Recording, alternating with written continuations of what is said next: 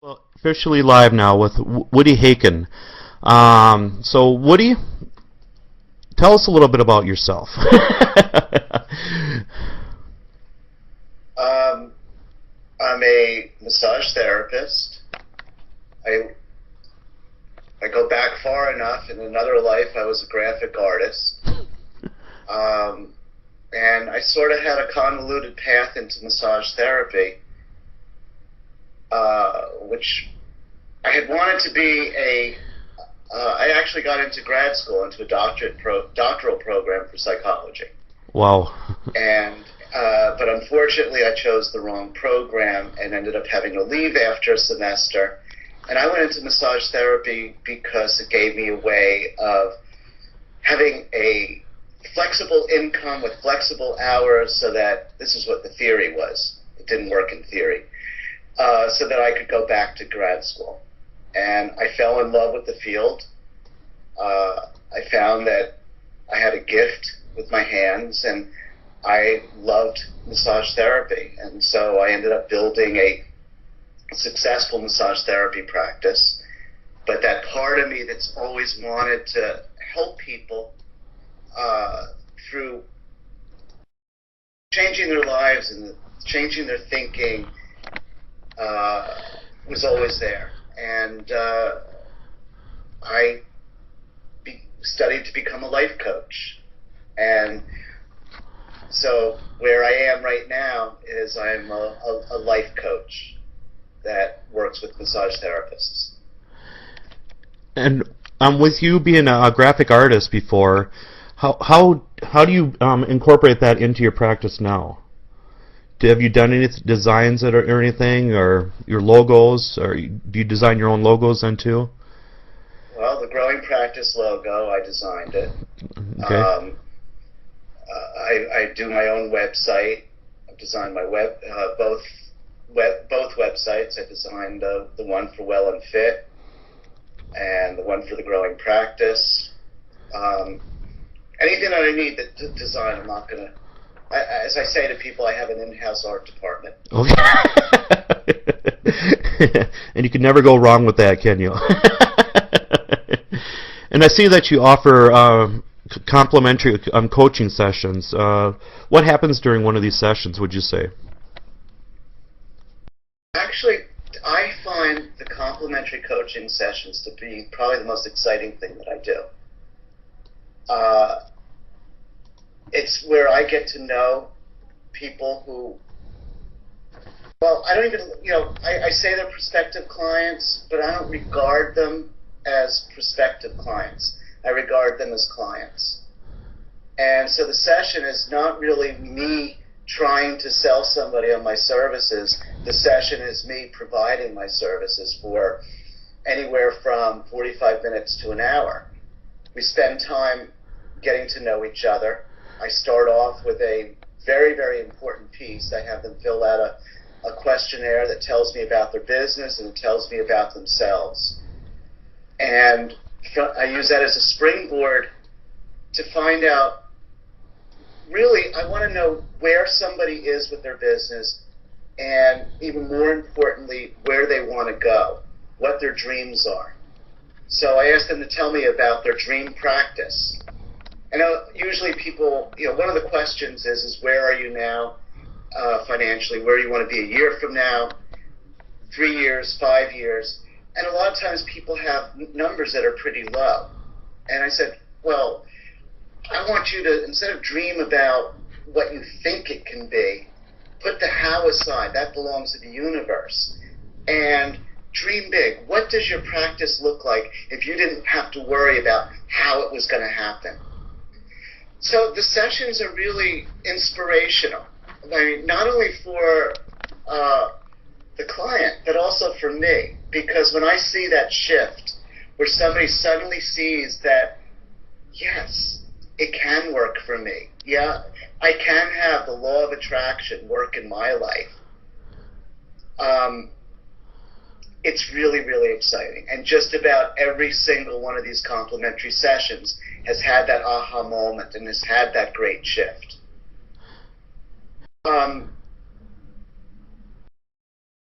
So Yeah, that's about some of what it is. It's mainly just about inspiring others.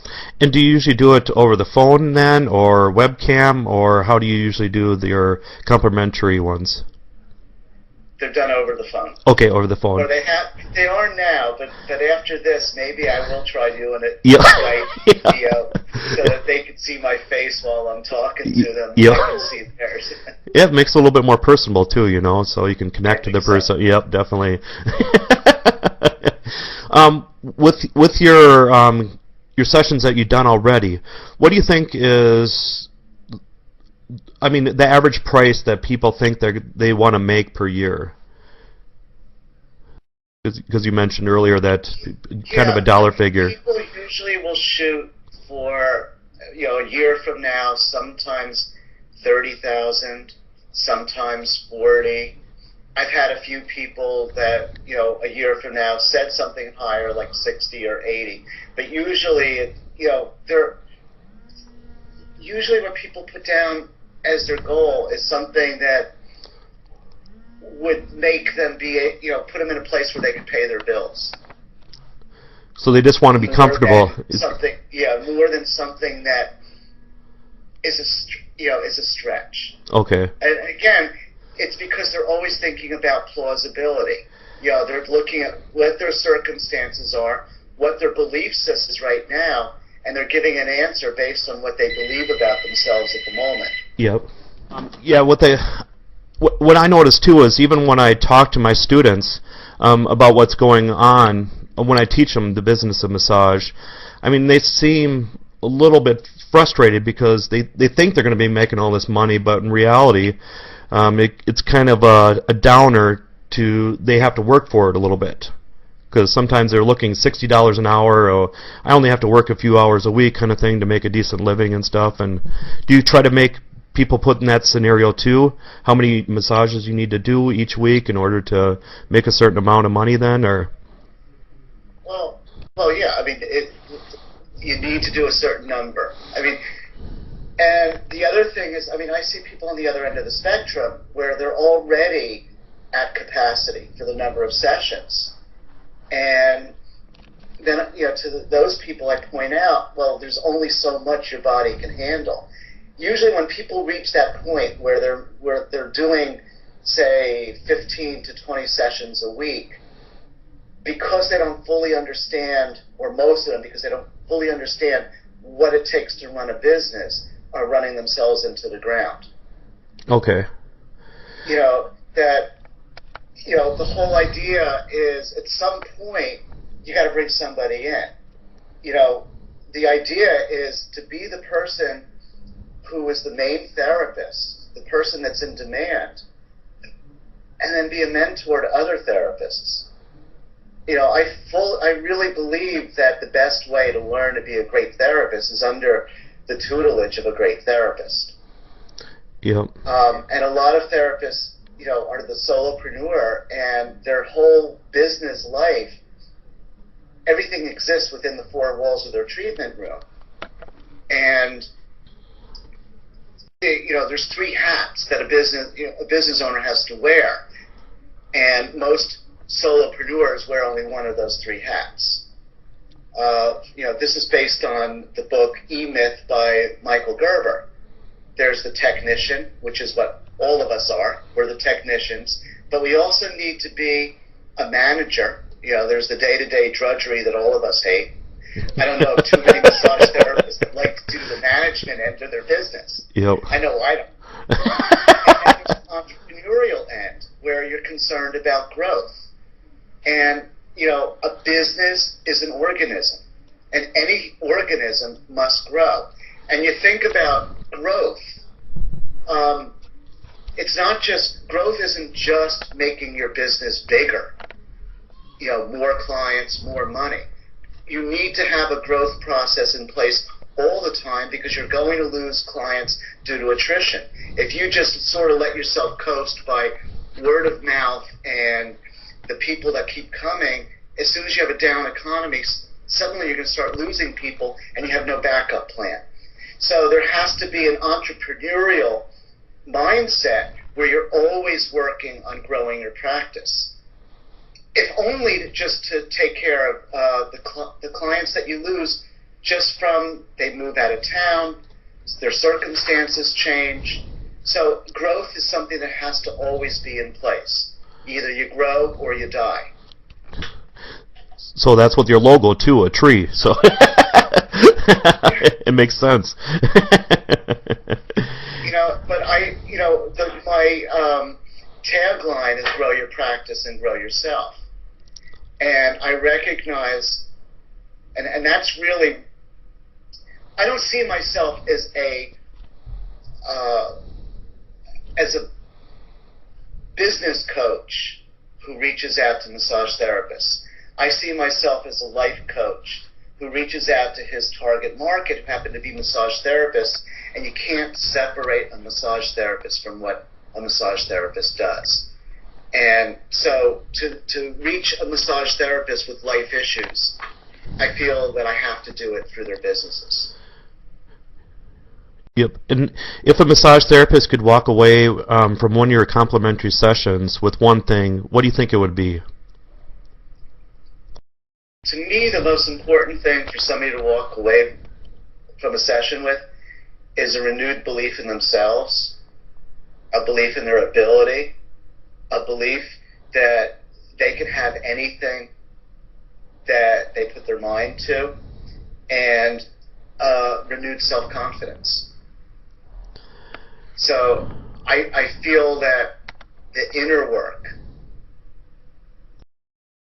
is the most important part. The outer work is the business. The inner work, though, is really what determines whether or not someone's going to be successful. And do you think they can be trained on that then eventually?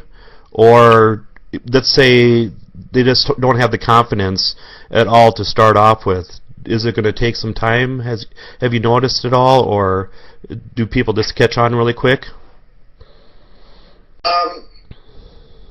It's once somebody can understand what it is that's keeping them from having the self-confidence, it's not a matter of training, it's a matter of belief. What blocks us from success, this is something I'm going to be talking a lot about tomorrow night with the teleclass that I'm doing. But what blocks us from success is our belief system. And every one of us have beliefs that keep us from being successful. We have beliefs that keep us in the lower levels of energy. When I say levels of energy, it's the same. You could take out the word energy and replace it with consciousness. Almost everybody is predominantly at level 1 and level 2 energy, and it's more about helping people rise to higher levels of consciousness that's going to determine their success. So I don't really train them. That's what the coaching process is about. The coaching process finds out what those blocks are and helps people work through those blocks. And that's really what the great aha moment is of a coaching session, is recognizing the blocks that have been hindering somebody and realizing that it is possible to get this block out of your life and get it out of your life forever. And that's what I find so rewarding about being a coach. And have you ever been coached yourself back in the day? Is that what kind of got you turned on in a way about this whole profession? It wasn't. I always loved listening to people like Anthony Robbins, Brian Tracy. I've listened to people who also do coaching. There's always something about, I don't know, I never really knew fully what the coaching process was. I became a coach, and this is a kind of a funny thing. One of my teachers is, and I call the people they have CDs, and I listen to their CDs over and over and over again. One of them is Brian Tracy, and his big thing is about goal setting. And he talks about how you should write out your goals every day. So every day, beginning of the day, write out 10 goals. And from day to day, that list may change because you're writing them out from memory. Well, one of the things that was on my list was to become a life coach, a certified life coach, by December of 2010. And I kept looking at that card, and then one day I just decided, why not look into what it would take to become a life coach? And I looked into it, found a coaching school that resonated with me, that really, their whole thing behind this school was spiritual principles. And that just resonated with me. And once I actually enrolled in the school, started, and after I started, there's actually a book written by the person that founded the school. I read that book and realized that my energy was so low, I was in such a victim mode, that how could I be a coach to others where, how do you lift somebody up when you're probably at a lower level than they are? And so I actually hired a coach while I was still in school. We work with other coaching students as peer coaches, but I actually hired somebody because I knew that I needed to have my energy blocks removed. I needed to elevate my levels of energy. I needed to be at a place where I could be uplifting to others. You don't want to be coaching with somebody that gets you depressed. So true on that, But that's cool that you were able to recognize that you needed some help through all this too, because sometimes people's ego, it seems, are too stuck on themselves and, I don't need any help, but that's what you guys are here for. That's what's nice about it. I think that one of the things that really helped me see that is probably things I learned about myself as a myofascial release therapist. I studied extensively under John Barnes. Okay. I have about 240 hours of training in myofascial release with John Barnes. And there's one of the big principles of John Barnes' myofascial release is therapy for the therapist. That you can only take other people as far as you've been taken yourself. So if, and it really rings true. And I think it also rings true in all aspects of life. Okay. Yeah, so with John Barnes, did you, with the whole myofascial release, do you kind of incorporate that into, is that your main style too with your massages, would you say?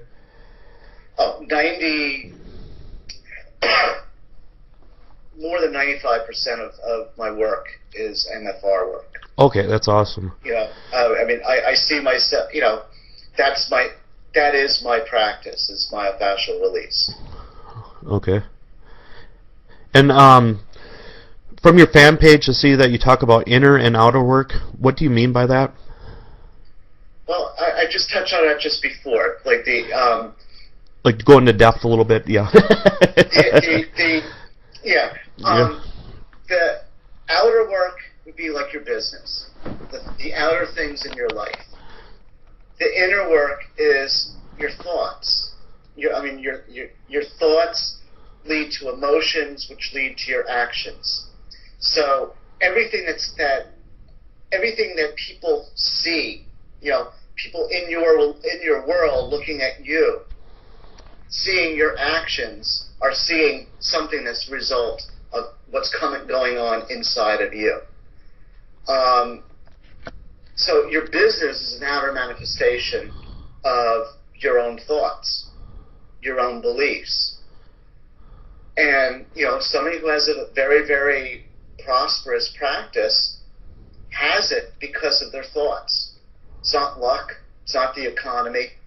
It's what they believe is possible for themselves becomes possible for them. So I could help people learn. I work with a phenomenal program teaching marketing, and I could work with somebody at all these outer things that they need to do. But as long as they believe that they're not going to be successful, as long as they believe that they can't do it, as long as they believe that it's just too hard, they're not going to be inclined to do the things that they need to do. And not only that, they're going to project an energy that is going to be, it's going to resonate with their beliefs. So if they believe that they can't succeed, they're resonating an energy of not being able to succeed, and that's what they're going to attract into their life. So, I talk about the law of attraction. The law of attraction is at play every moment, every microsecond of our lives. What's in our lives is there because we're attracting it. And that works both ways. The things that are in our lives that we find unpleasant, as well as the thing in our lives that we want. Henry Ford said, if you think you can or you think you can't, in either case, you're right. Yeah, so true. And do you really consider yourself more of a life coach, or would you consider yourself more of a business coach, or is there a difference between the two? I definitely see myself as a life coach. Okay. If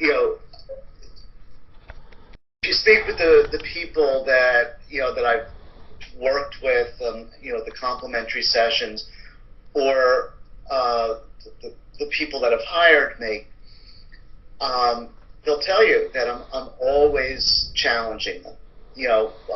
Yes, I'm working on their business, helping them with their business, but I'm always helping them with their thoughts, helping them with their beliefs, and getting them out of their comfort zone. Working with me means I'm not going to let you stay comfortable. I'm not going to let you just work on the things on your business that you're comfortable with. I'll give you an example. There are strategies that you could do for building your business, marketing strategies that are very, very effective and cost nothing. And on the other end of the spectrum, there are things that you could do that could cost a lot of money and are very ineffective. Most effective is any kind of direct contact. Least effective is advertising. And yet, many people go the advertising route because they don't get that no. They don't worry about the fear of rejection. People are so afraid of picking up the phone because they're so afraid that the person on the other end is going to say no or is going to yell at them. There's that fear of rejection is so strong that people will avoid those things that will cost them the least and will have the greatest impact on growing their business. So what's keeping them from picking up the phone? It's an inner process. So I have, as a life coach, I work on what are the thoughts that are behind having that difficulty in picking up the phone.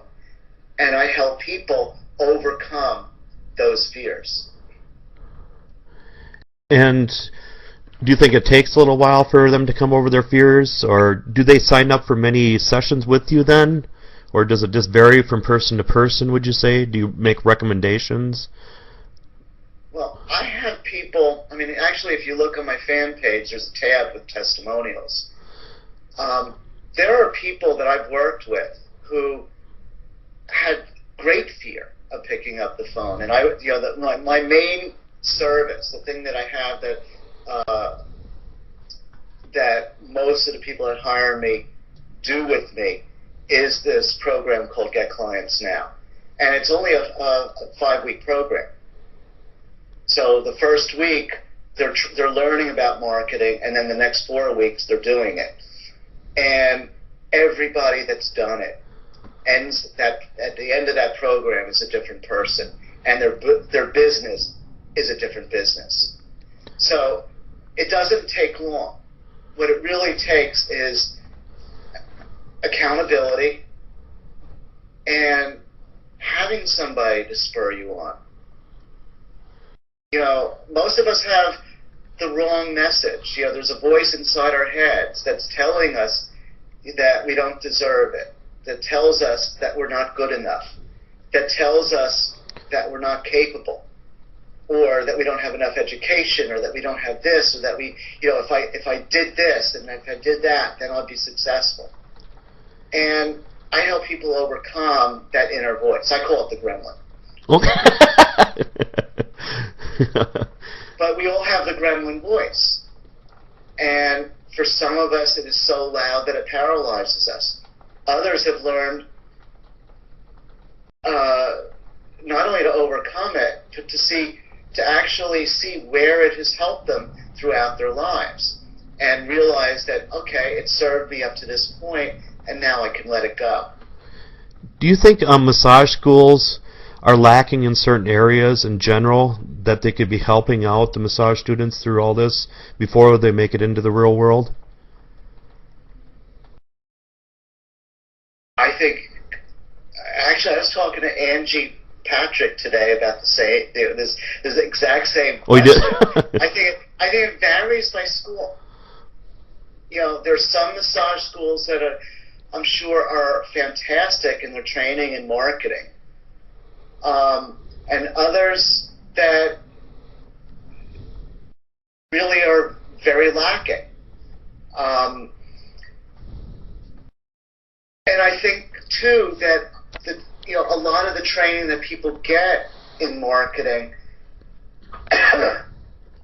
is more about the things that you do rather than the strategy behind it.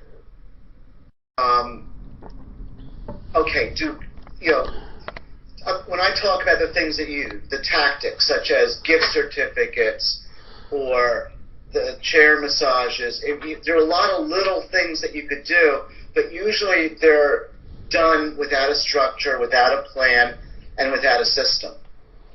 And marketing is something that's actually quite easy, but it has to be done systematically. I mean, all marketing is telling people what you do and telling them over and over again. That's all marketing is. But most of what people do as marketing is not systematic enough. It's not sustained, and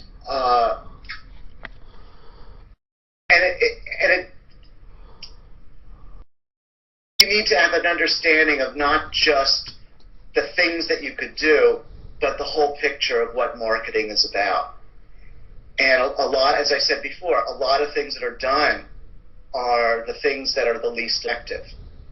Handing out a flyer is advertising.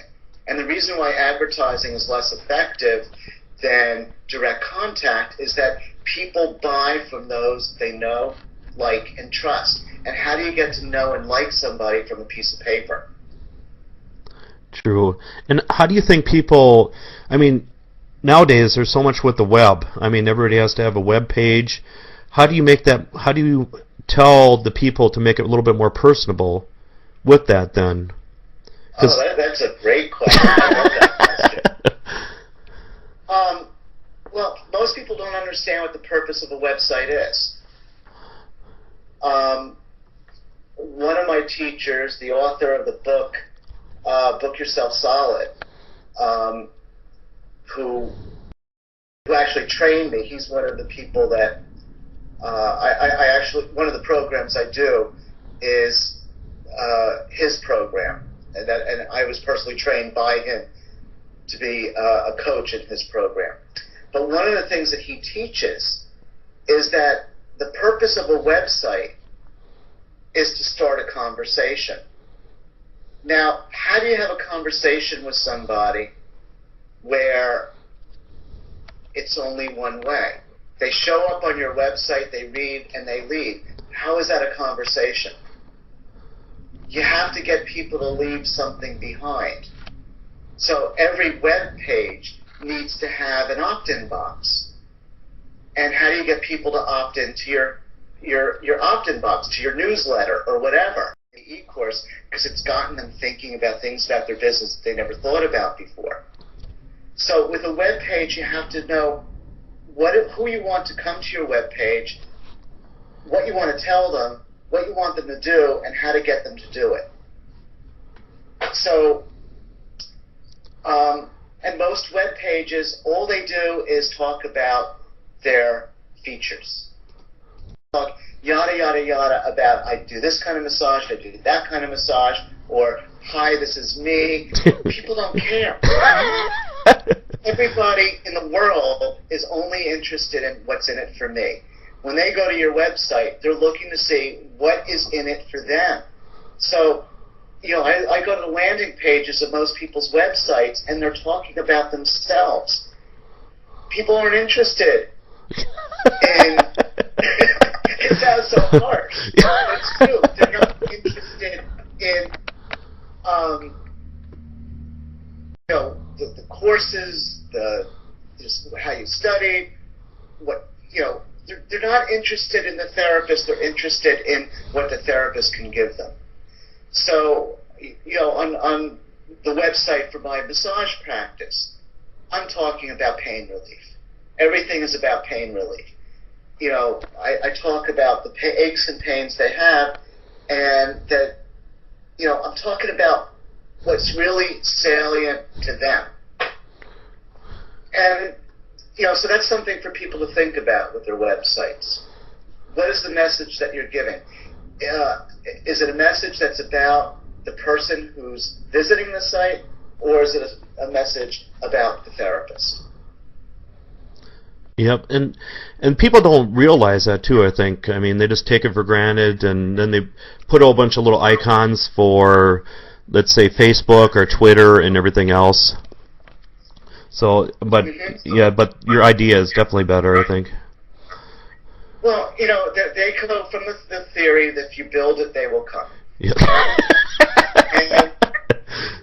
And I got news for you. It happens with mystery baseball fields. It doesn't happen with websites. And do a lot of people contact you on a regular basis? Would you say are you backed up a lot with your complimentary sessions then? I've been booked 2 weeks 2 weeks ahead. And that's always a good thing. It's a very good thing. Yeah. I mean, 1 week I did 16 complimentary sessions.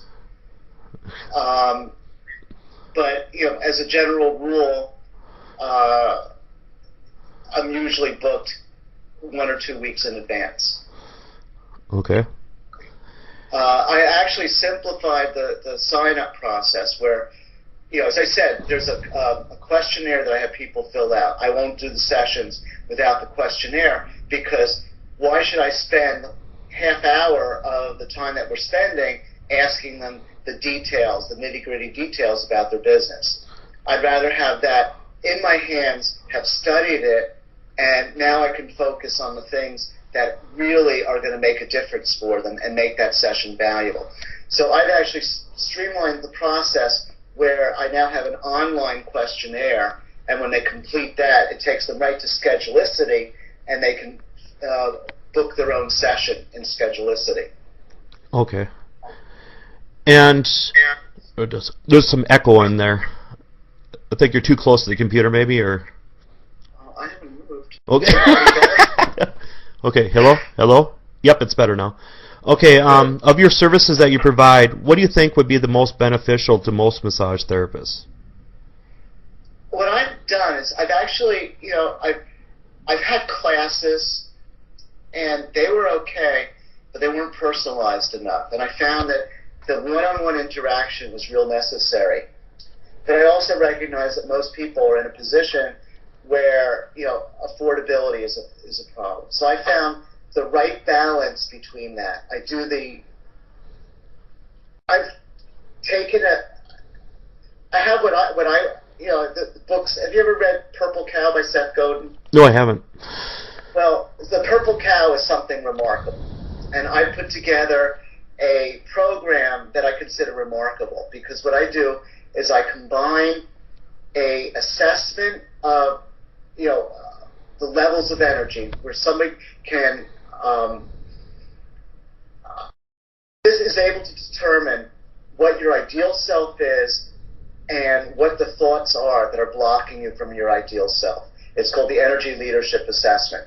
So I combine that assessment and the debrief of that assessment with 2 hours of training in marketing. So in the first week I work with them, there's 3 hours, the debrief plus the training in marketing. And in those 2 hours of training in marketing, I'm actually working with them and creating their marketing plan with 10 daily action steps. And then after that, we meet for the next 4 weeks, at the beginning of the week, tracking their progress with their business, and then doing life coaching around the blocks, the inner work that's keeping them from being able to move ahead with their business. And the final week, we meet twice so that we wrap it up, and they're able to now, with the training they've got in marketing, they're able to go out on their own. So, the whole idea is to get people self-sufficient with their marketing and able to grow their business and now have the skills that they never had before in growing their businesses. So that, I think, is what's most appropriate for most massage therapists. And why do you think you're doing all this then, too?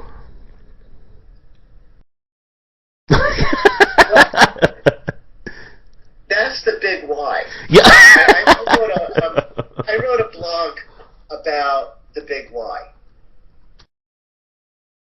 And everybody should have a big why.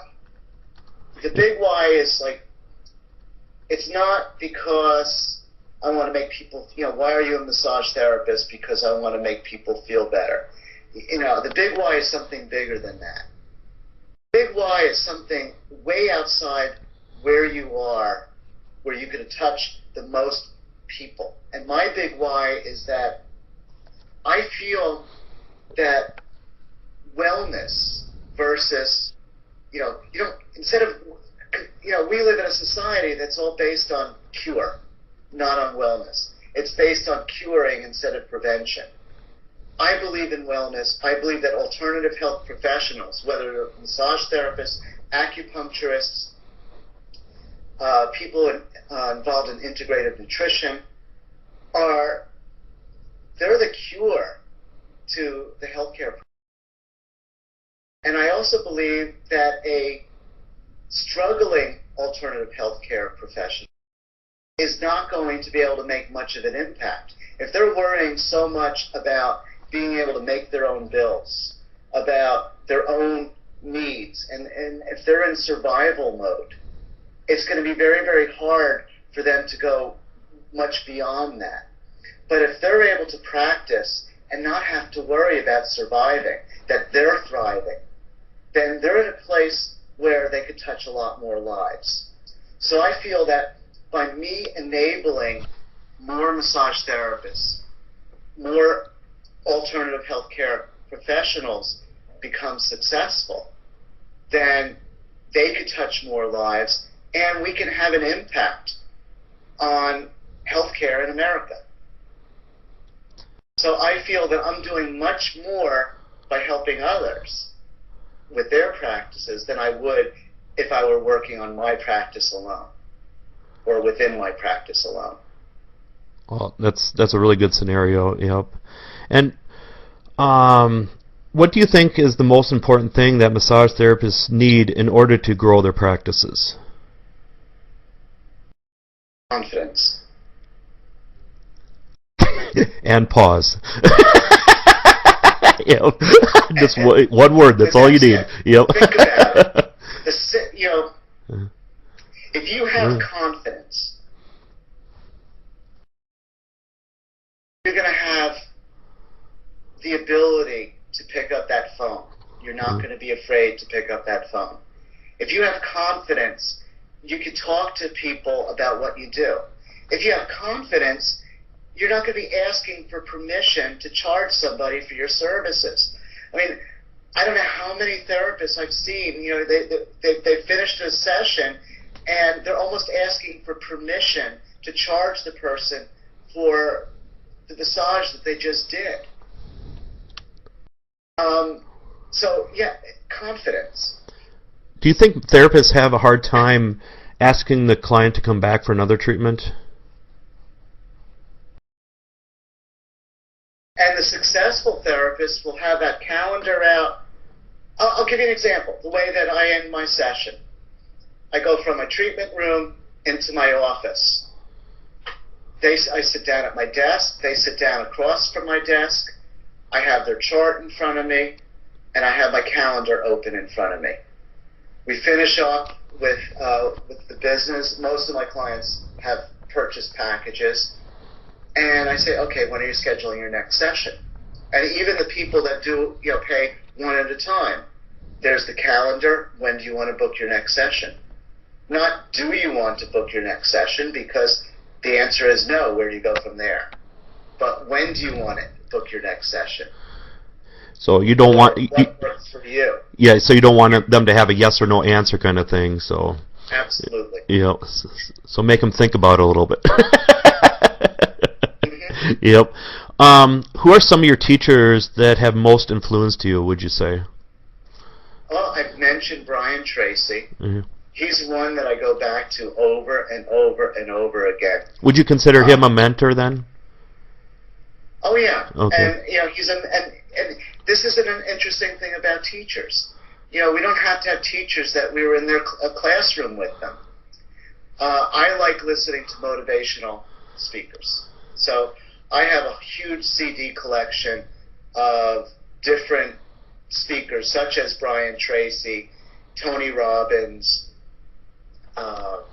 Deepak Chopra, and I listen to their recordings over and over again. But Brian Tracy has probably influenced me the most, because he's the one that taught me about the importance of goal setting and what a goal truly is. Most people don't have goals, they have wishes. And there's a huge difference between a goal and a wish. You could wish to have a bigger practice, but unless you have a plan in place, you're going to always be wishing to have a bigger practice. A goal is something that's very, very specific, something that you could picture, something that you could describe, and it's date sensitive. I will have a practice where I'm doing 20 sessions a week by December 31st.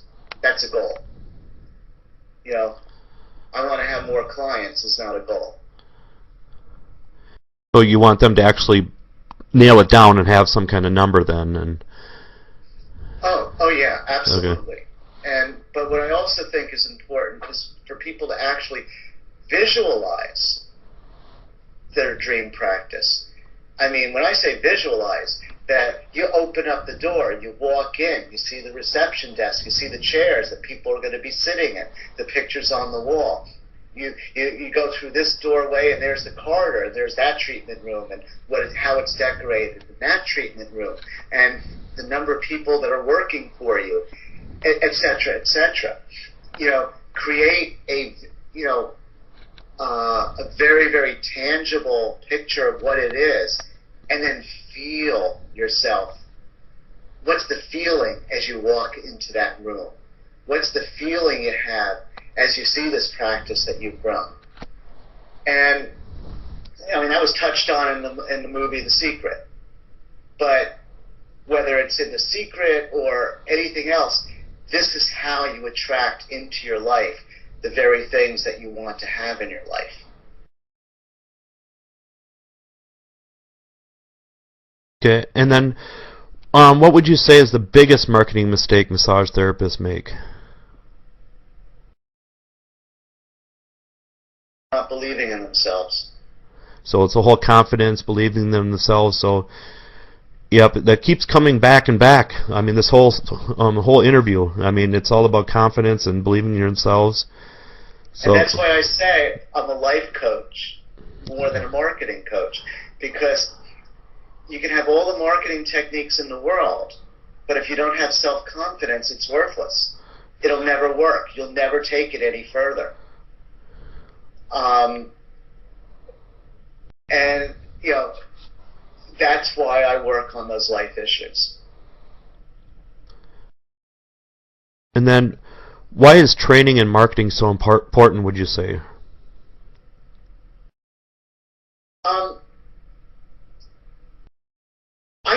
I think that continuing education is crucial.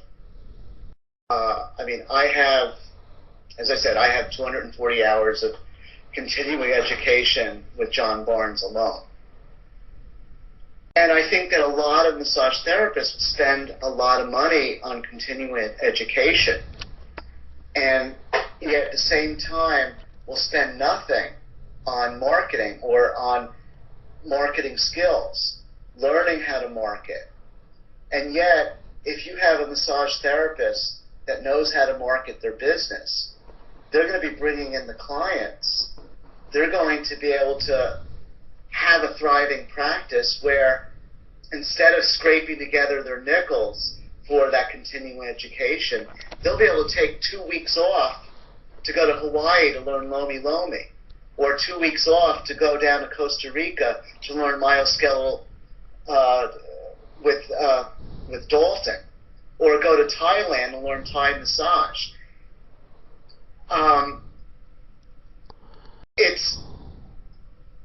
You have to take care of your business so that your business can take care of you.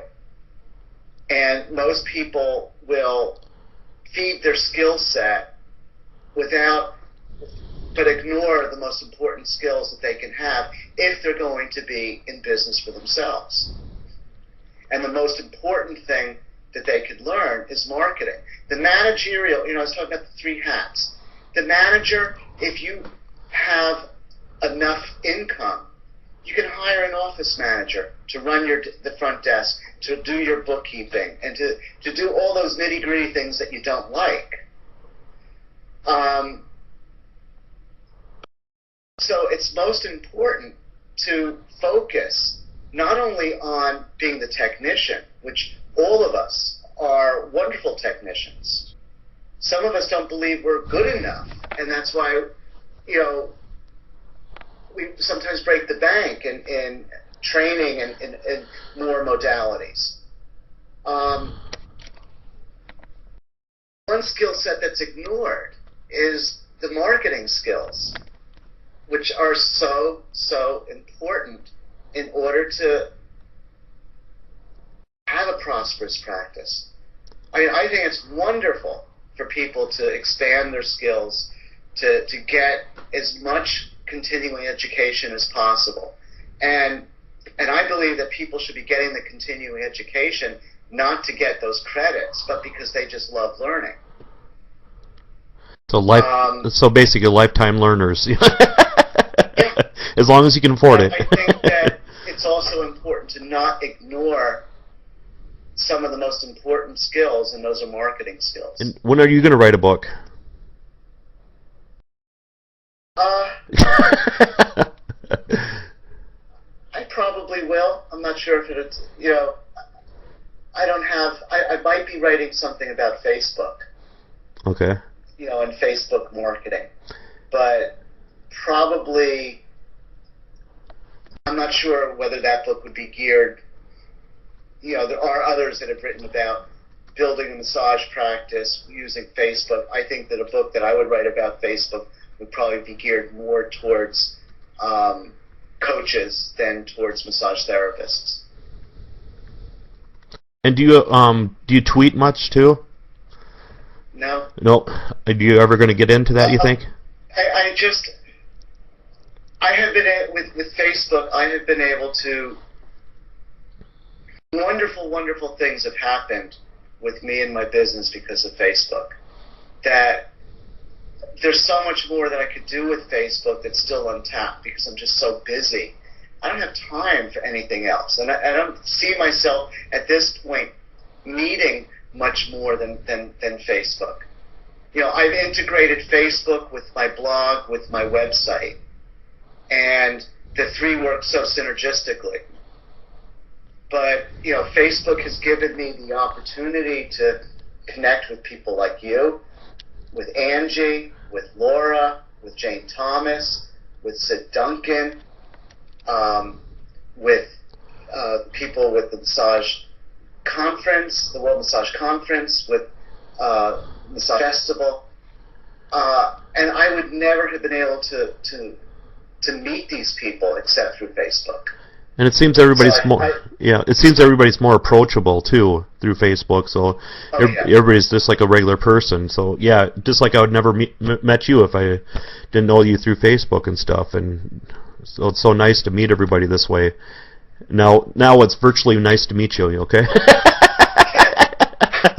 Definitely. Yeah.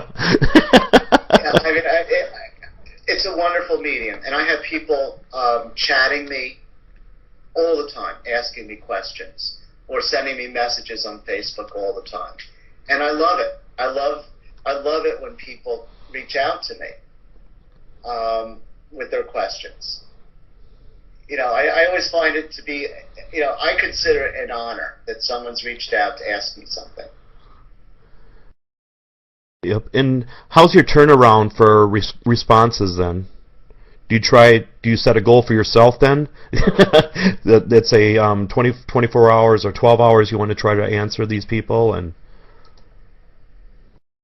it's usually, I never really have set a goal. It's usually almost immediate because I'm never far from my computer and Facebook is almost always running. So if I'm working with a client, no, I can't do it. But as soon as I'm done with a client, I check up on things. So it's usually only a matter of hours, or it's almost immediate. The best book I've ever read on networking is called Endless Referrals by Bob Burg, B-U-R-G. Okay. And in that book, there's 10 questions. Those 10 questions are totally worth the price of the book, and then some. And they're the golden questions, and they're more towards the beginning of the book. But it's more about creating relationships. You know, sales. You know, everybody's afraid of sales.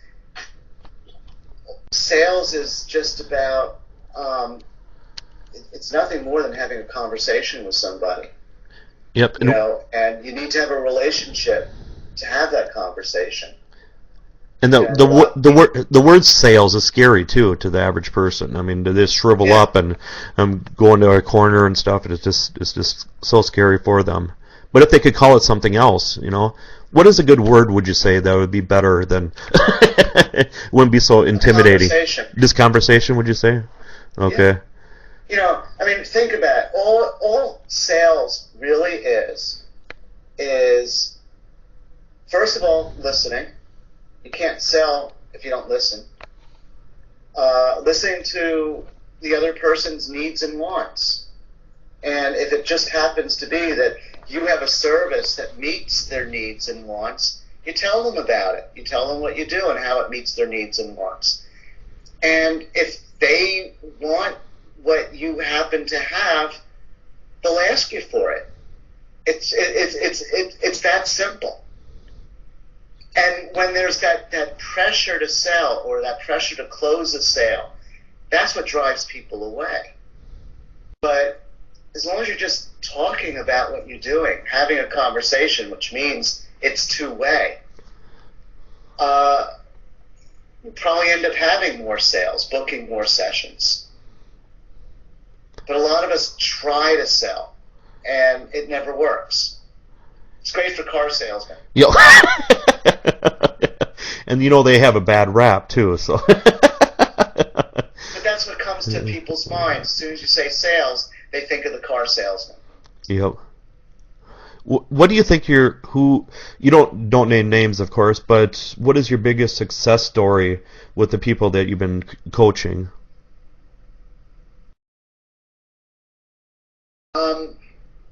Well, I did a recent, to me a success story is,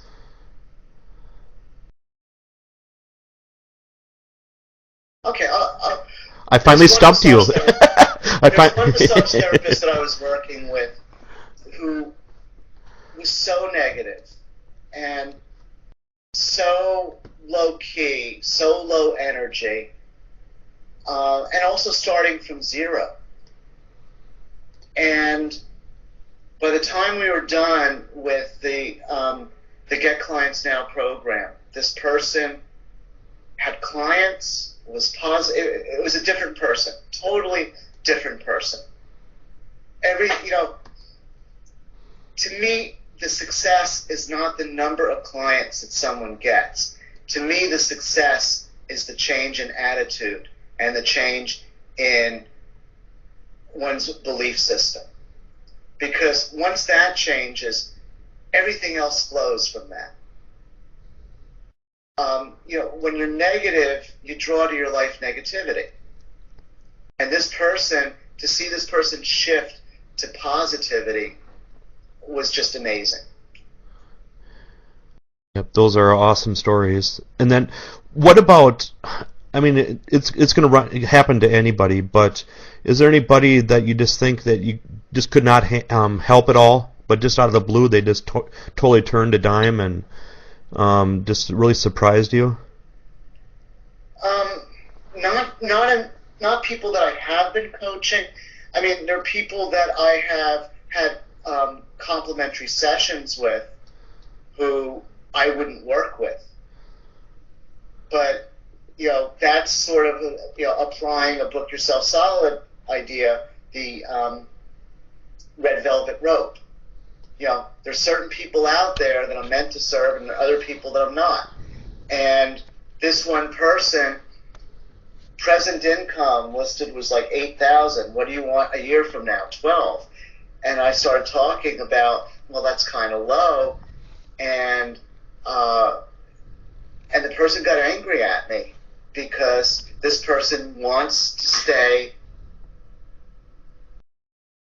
I want to be able to watch my TV every night. I want to have my lifestyle, and I don't want to have that affected.